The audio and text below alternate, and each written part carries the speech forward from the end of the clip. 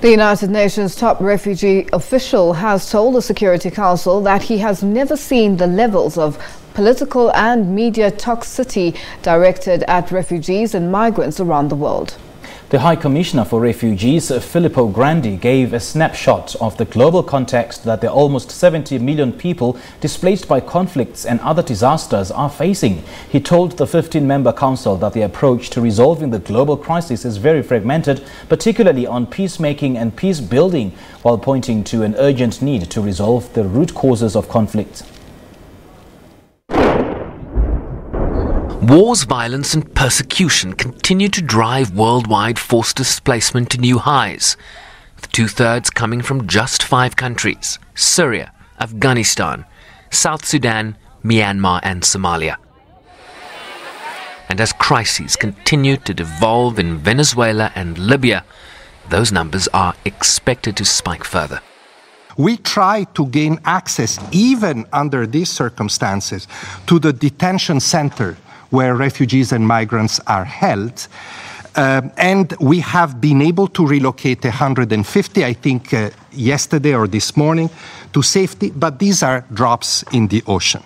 So Libya is somehow indicative of the challenges that we face in many conflicts. Yemen, that you discuss so frequently. Insecurity coupled with access issues by our personnel and relatively few resources. So most urgent on Libya is your unified action to end the current military escalation and your strong call to spare civilians, including the refugees and migrants that are blocked in the country.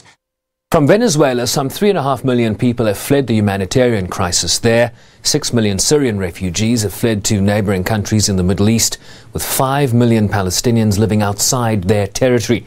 A crisis in Myanmar, South Sudan and other places, while migrant numbers seeking asylum at the United States border with Mexico continues to be a political hot potato in the world's richest country. Grandi applauding global solidarity, but lamented the growing toxicity that now appears rooted in the refugee and migration narrative.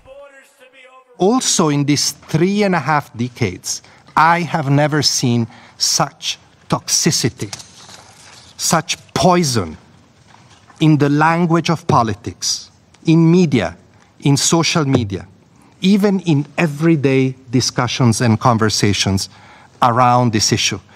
Toxicity that focuses, sadly, tragically, often on refugees, on migrants, on foreigners. That should be of concern to us all. What we have seen in Christchurch, New Zealand, is the result also of that toxic language of politics.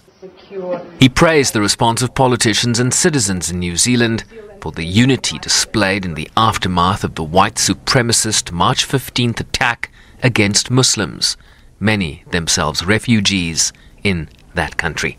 Sherwin Bryce-Pease, SABC News, New York.